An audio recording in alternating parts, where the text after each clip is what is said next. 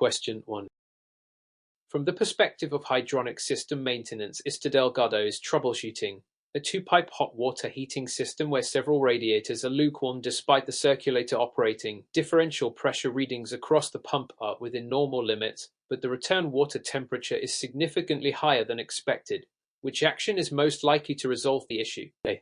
Bleed trapped air from radiators and high points. B. Replace the pump impeller due to erosion. C. Insulate or exposed piping runs. D. Increase boiler aquostat temperature by 10. Answer. Correct answer. A. Explanation. The combination of normal pump differential and high return temperature suggests poor heat transfer due to trapped air preventing full circulation through radiators. Bleeding air restores flow. Pump erosion would lower differential pressure, not the case here. Insulating piping improves efficiency but won't fix uneven heat distribution. Raising boiler temperature temporarily masks symptoms but increases energy use and risk of overheating without addressing the underlying circulation problem. Question 2.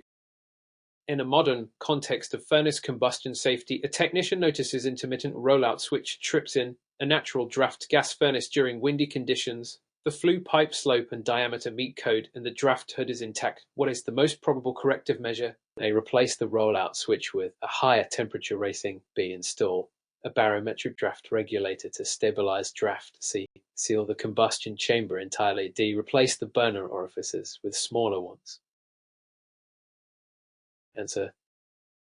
Correct answer. B. Explanation. Wind can cause fluctuating chimney draft leading to rollout switch trips. A barometric draft regulator stabilizes draft, preventing flame disturbance. Increasing switch temperature compromises safety. Sealing the chamber can cause incomplete combustion. Smaller burner orifices reduce heat output and may worsen efficiency without addressing draft instability.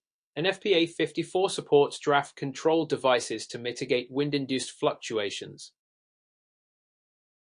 Question 3. When analyzing refrigerant pressures in a heat pump operating in heating mode, Mr. Patel observes low discharge pressure and low suction pressure, yet amp draw is below normal. What does this most likely indicate? A. Non-condensable gases in the system. B. Undersized metering device. C. Low refrigerant charge. D. Reversing valve leakage. Answer. Correct answer. C. Explanation. Low discharge and suction pressures, along with low amp draw, point to reduced mass flow, commonly caused by low refrigerant charge. Non-condensables cause high head pressure. An undersized metering device affects capacity but not both pressures equally. Reversing valve leakage often causes abnormal pressures, but typically with higher suction than seen here. EPA Section 608 highlights the importance of leak detection and proper charging to manufacturer specifications. Question 4. Despite the fact that a boiler system meets all code requirements, Mr. Thompson finds persistent cavitation noise in the circulator pump during high load. System pressure is within acceptable limits when cold but drops near pump inlet when hot. Which corrective step is most effective? A. Install a larger expansion tank. B. Relocate the circulator to the supply side after the expansion tank. C. Increase system static pressure via fill valve adjustment. D. Replace the pump with a low flow model. Answer. Correct answer. D. Explanation. Cavitation under load with normal static pressure often results from excessive flow velocity causing low inlet pressure at high temperatures. A low flow pump reduces velocity and NPSH requirements. Larger expansion tanks help with thermal expansion but not high velocity cavitation. Relocating the pump can improve performance but doesn't guarantee elimination of cavitation if velocity remains excessive. Static pressure is only partial measure and may stress other components. Question 5. Given the circumstances of a modulating condensing boiler operating with outdoor reset control, the return water temperature remains consistently above the condensing threshold despite mild weather. What is the most likely cause? A. Oversized boiler capacity relative to load.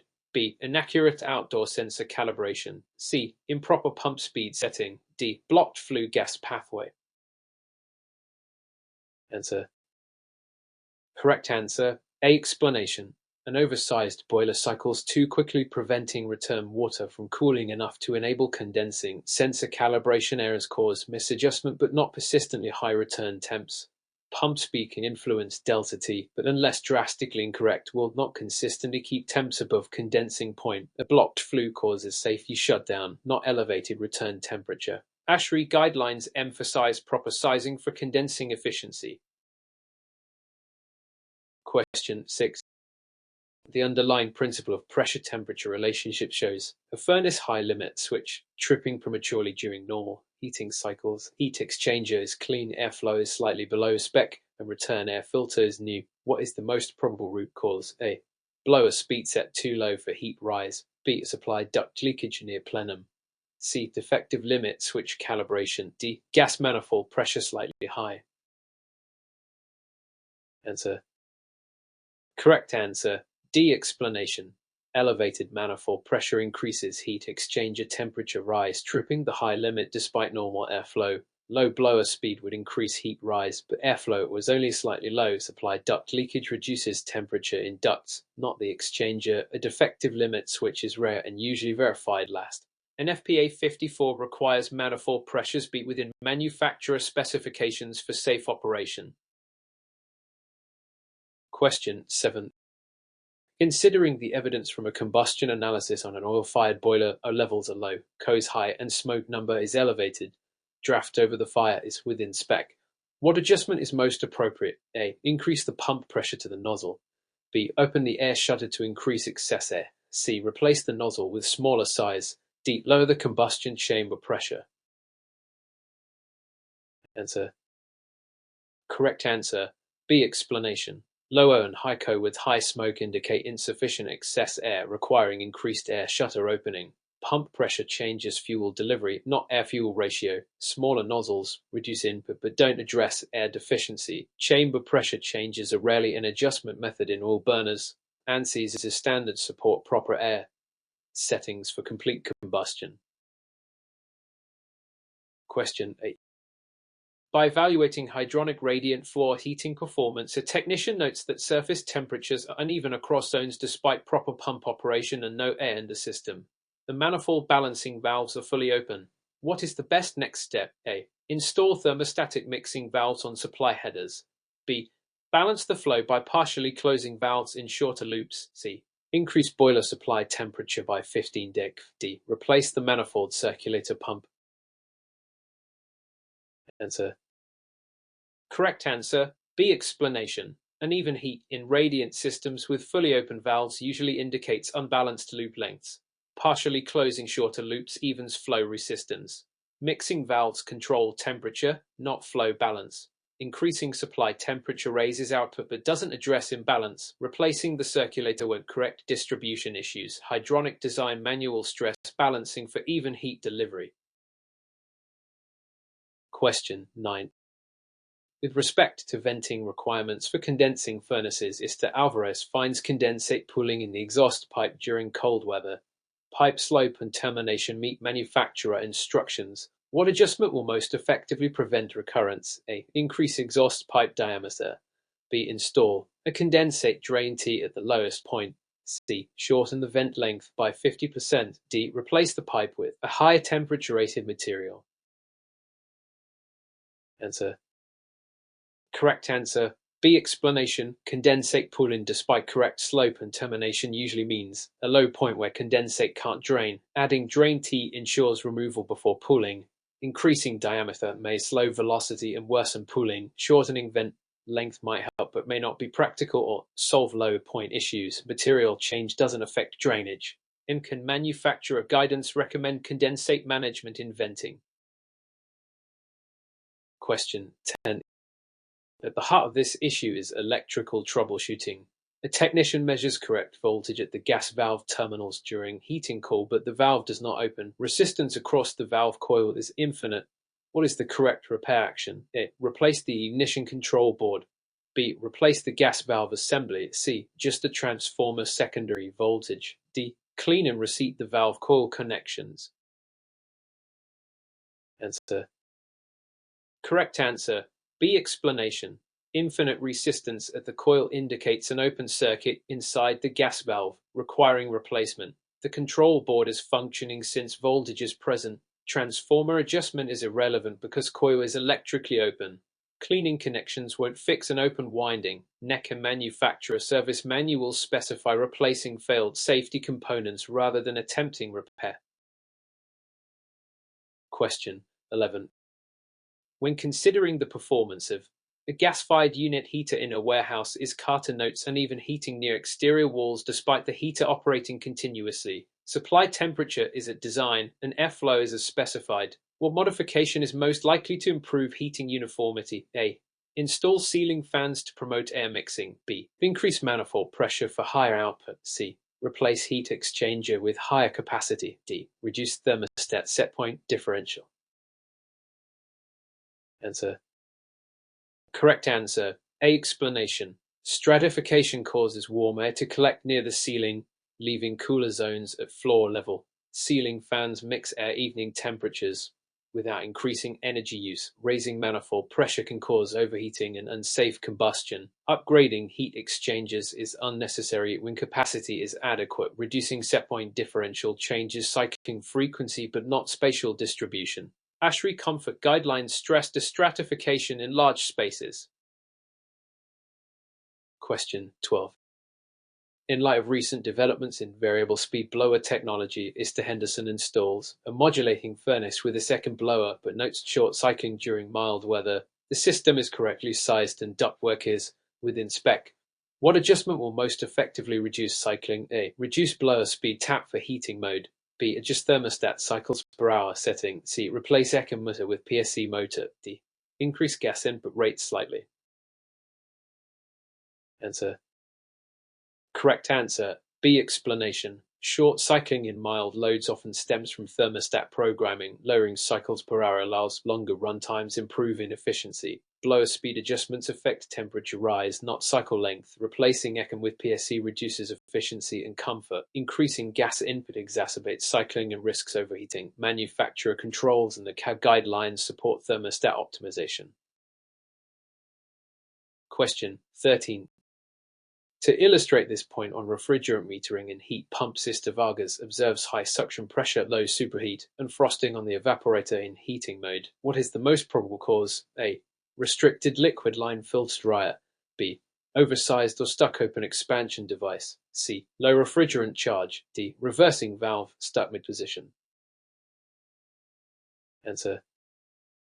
Correct answer. B. Explanation. High suction pressure and low superheat indicate excessive refrigerant flow to the evaporator, often from an oversized or stuck open expansion device. The restricted filter dryer causes low suction, not high. Low charge leads to low suction and high superheat. A stuck reversing valve typically causes abnormal pressures, but not the combination described. EPA and manufacturer diagnostics recommend TXV inspection when overfeeding is suspected. Question 14. By comparing fuel combustion properties, a technician finds that a converted propane to natural gas furnace exhibits yellow tipping flames and soot accumulation. Orifice size matches NG specs. Manifold pressure is correct. What should be investigated first? A. Heat exchanger blockage. B. Insufficient primary air adjustment. C. Oversized flue diameter. D. High ambient humidity in combustion area. Answer. Correct answer. B. Explanation. Yellow tipping with soot in natural gas burners often means inadequate primary air, requiring adjustment of air shutters. A heat exchanger blockage affects airflow, not flame color directly. Oversized flue can impact draft, but usually not cause soot unless combined with other issues. Humidity may slightly influence combustion, but not to this degree. An FPA 54 details proper primary air settings for clean combustion. Question 15. Within the framework of hydronic expansion control, Mr. Lee notices safety relief valve discharge during high-load heating. The expansion tank is a diaphragm type, precharged to manufacturer specs, and system pressure is normal when cold. What is the most probable cause? A. Expansion tank bladder rupture. B. Fill valve pressure set too low. C. Undersized circulator pump. D. Faulty acostat differential. Answer. Correct answer. A. Explanation. A ruptured bladder allows water to fill the expansion tank completely, removing its ability to absorb thermal expansion, causing relief valve discharge. Low fill pressure causes cavitation, not overpressure. Undersized pumps affect flow, not expansion. Aquastat differential issues impact cycling, but not overpressure events. Hydronic codes require tank inspection for mechanical integrity. Question 16. The most significant aspect of flue gas condensation prevention in non-condensing appliances is to maintain stack temperatures above dew point. Mr. Robinson's mid-efficiency furnace shows rust inside the heat exchanger despite normal combustion efficiency. What likely caused this? A. Short vent length increasing draft velocity. B. Return air duct leakage drawing in cold air. C.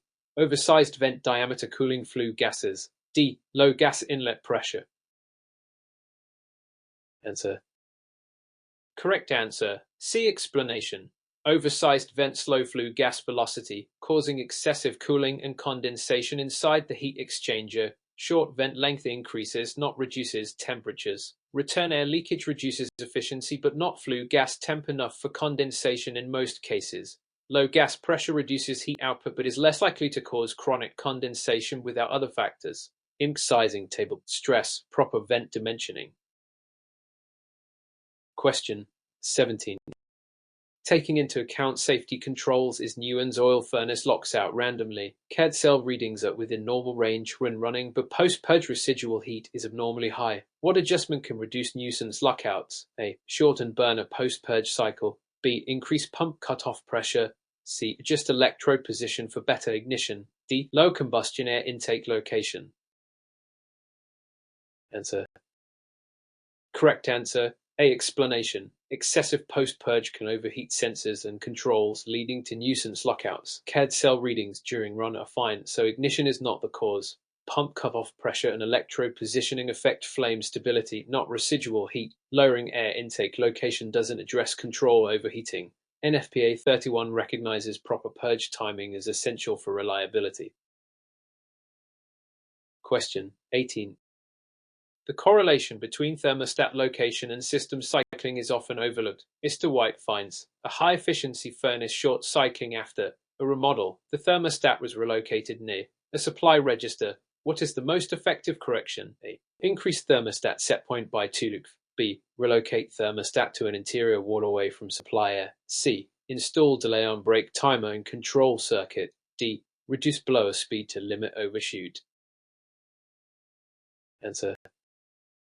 Correct answer. B. Explanation. The thermostat near supply air senses heat prematurely, causing short cycling. Relocating to an interior wall ensures accurate space temperature measurement. Adjusting set point only changes target, not sensor accuracy. Timer changes can cause comfort issues. Blower speed changes alter delivery, but not sensor placement error. A CAM manual Z recommends strategic thermostat placement. Question 19. In response to a complaint of inadequate heating, a technician finds that the boiler is maintaining set point, but several radiators are cool at the top and warm at the bottom.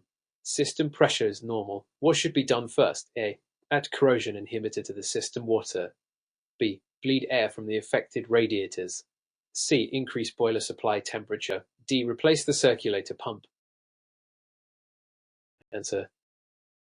Correct answer. B. Explanation. Cool tops and warm bottoms of radiators indicate trapped air, which should be bled to restore full surface heating. Corrosion inhibitors protect metal surfaces but do not remove air. Increasing temperature won't push air out. Replacing the pump is unnecessary if circulation is otherwise normal. Standard hydronic maintenance procedures include regular air removal. Question 20. The general consensus is that low-voltage control circuit faults in furnaces often trace back to simple issues. Mr. Garcia finds intermittent blower operation in heating mode. A voltage at the control board blower output is present, but motor fails to start until tapped. What is the correct fix? A. Replace the blower motor and capacitor. B. Replace the control board. C. Increase blower speed setting. D. Lubricate the blower motor bearings. Answer. Correct answer. D. Explanation. A motor starting only when tap suggests dry or binding bearings. Lubrication restores free rotation in sleeve bearing motors. If voltage is present, the board is functioning. Speed setting changes output but won't fix mechanical binding. Replacing motor and capacitor is unnecessary if bearings are serviceable. NEC requires motors to be maintained per manufacturer guidelines to ensure safety and reliability. Question 21. Given the circumstances that Mr. Patel is called to troubleshoot a gas-fired boiler that repeatedly loses flame during operation, but the ignition sequence starts normally every time. The flame sensor is clean and gas pressure is within specification. However, the pilot flame appears weak and irregular. What should Mr. Patel investigate first? A. Check for clogged pilot orifice restricting gas flow. B. Replace the ignition transformer. C. Inspect the condensate drain for blockages. D. Adjust the boiler water pressure settings. Answer. Correct answer. A. Explanation. A weak, irregular pilot flame often results from a partially clogged pilot orifice restricting gas flow, causing flame loss and safety shutdowns. The ignition transformer affects spark generation but not flame stability once lit. Condensate drain issues affect boiler operation but not pilot flame quality. Boiler water pressure relates to hydraulic performance, not combustion. Proper maintenance and combust. Diagnostics per NFPA 85 highlight cleaning pilot orifices as a common remedial action. Question 22. In light of recent developments in combustion safety technology, Is Hernandez notes that the flame rollout switch on a high-efficiency furnace trips sporadically during startup on cold mornings, despite proper burner operation and no visible flame rollout. Which corrective step most aligns with modern safety practices? A. Inspect and adjust the inducer motor speed to improve venting. B. Bypass the rollout switch temporarily for testing. C. Increase the burner input rate to reduce cycling. D. Replace the flame sensor with a newer model. Answer. Correct answer. A. Explanation. Rollout switches trip when combustion gases escape the combustion chamber, often caused by poor venting or backdraft. The inducer motor controls draft, and adjusting its speed can improve venting to prevent rollout without bypassing safety controls, which violates safety codes. Increasing burner input worsens conditions. Replacing the flame sensor affects flame detection, not gas flow. ANSI standards emphasize proper venting and inducer function to prevent rollout. Question 23. From a practical standpoint, Mr. O'Neill installs heat pump system in northern climate. After winter startup, the customer reports insufficient heating with frost accumulation on the outdoor coil. Diagnostics show normal refrigerant charge and defrost cycles initiate appropriately. What underlying issues should be considered? A. Undersized ductwork restricting airflow. B. Improper defrost termination temperature settings. C. Faulty reversing valve stuck in cooling mode. D. Low outdoor thermostat set point. Answer. Correct answer. B. Explanation. Persistent frost despite normal defrost cycles often results from defrost terminating too early or late, failing to fully clear ice buildup, reducing heating capacity. Undersized ductwork causes airflow issues but doesn't cause frost. Stuck reversing valve would prevent heating mode entirely. Outdoor thermostat set point influences operation but not frost accumulation. Manufacturer guidelines stress correct defrost control calibration for cold climates. Question 24.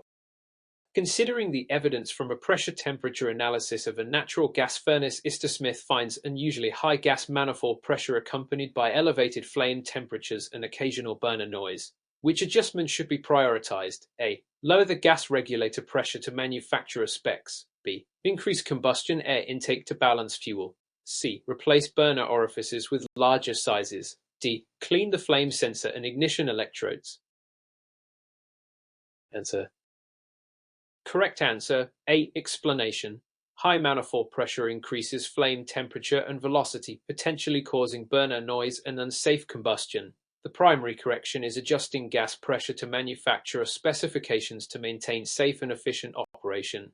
Increasing combustion air without correcting fuel pressure causes excess air and reduced efficiency. Larger orifices increase fuel flow, worsening the problem. Cleaning flame sensors of ignition, not flame characteristics. NFPA 54 mandates strict pressure control for safety. Question 25. To what extent does the placement of pressure relief valves affect boiler system safety? Mr. Young replaces a boiler pressure relief valve but installs it on the supply side of the circulator instead of the boiler outlet as recommended. What risks does this pose? A. It may cause delayed pressure relief leading to system overpressure. B. The relief valve could open unnecessarily due to pump pressure fluctuations. C. It will reduce overall system efficiency by increasing pressure drops. D. The valve may not detect boiler over temperature conditions. Answer. Correct answer. B. Explanation. Installing the pressure relief valve on the supply side exposes it to transient pump pressures, causing nuisance openings and wear. Relief valves should be installed on the boiler outlet to sense actual system pressure accurately, preventing false trips. Delayed relief is unlikely since pump pressure fluctuations often increase valve actuation risk. Efficiency and temperature sensing are not direct functions of valve placement. ASME boiler and pressure vessel code specifies proper relief valve location. Question 26. With respect to the principles of heat transfer in hydronic radiant heating, Mr. Thompson observes that floor surface temperatures remain low despite high boiler supply temperatures and steady flow rates. What is the most likely cause of inadequate heat transfer? A. Excessive insulation under the slab restricting heat flow. B. Incorrect pump speed causing turbulent flow. C. Use of glycol-based antifreeze reducing heat capacity. D. Improper spacing of the tubing loops increasing thermal resistance.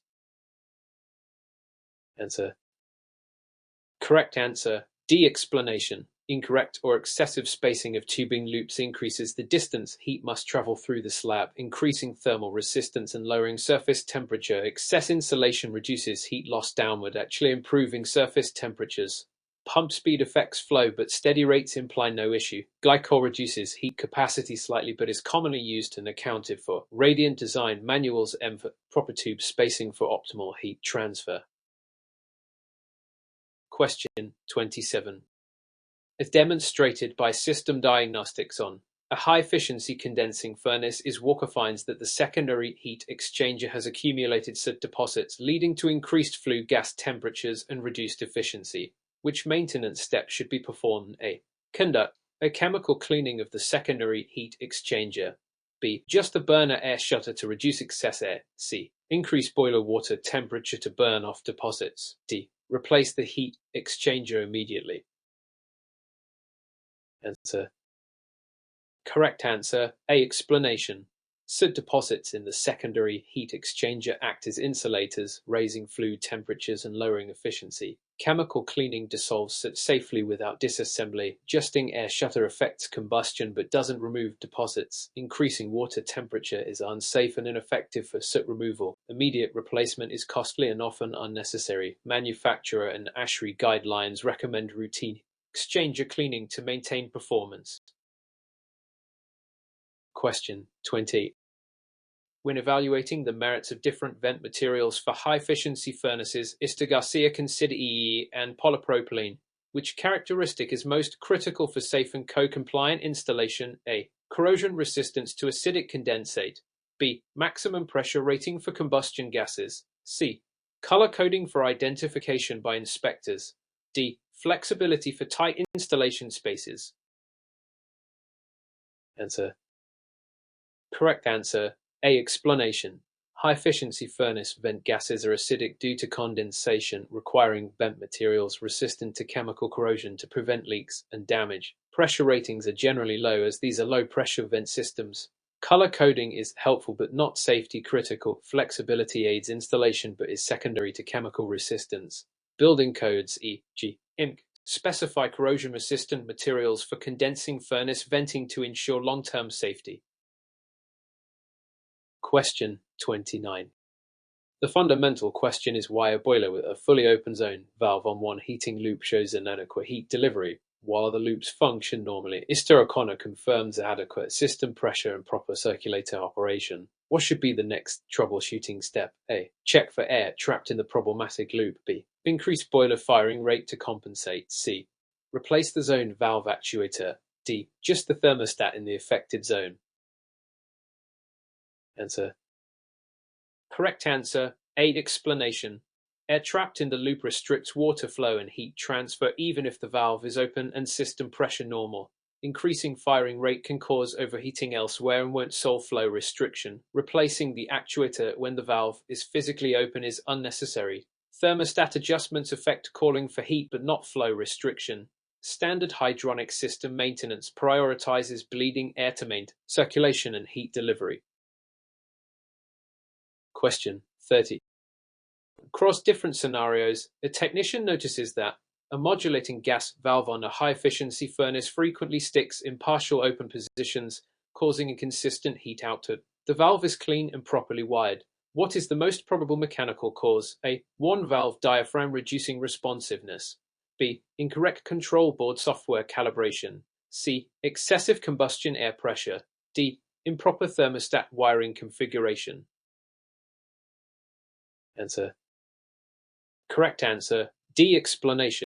Improper thermostat wiring can cause erratic valve modulation due to signal interference or incorrect voltage application. Even if the valve is mechanically sound, a worn diaphragm would cause complete valve failure, not intermittent sticking. Control board calibration affects software logic but usually doesn't cause mechanical sticking. Excessive air pressure affects combustion but not valve position directly.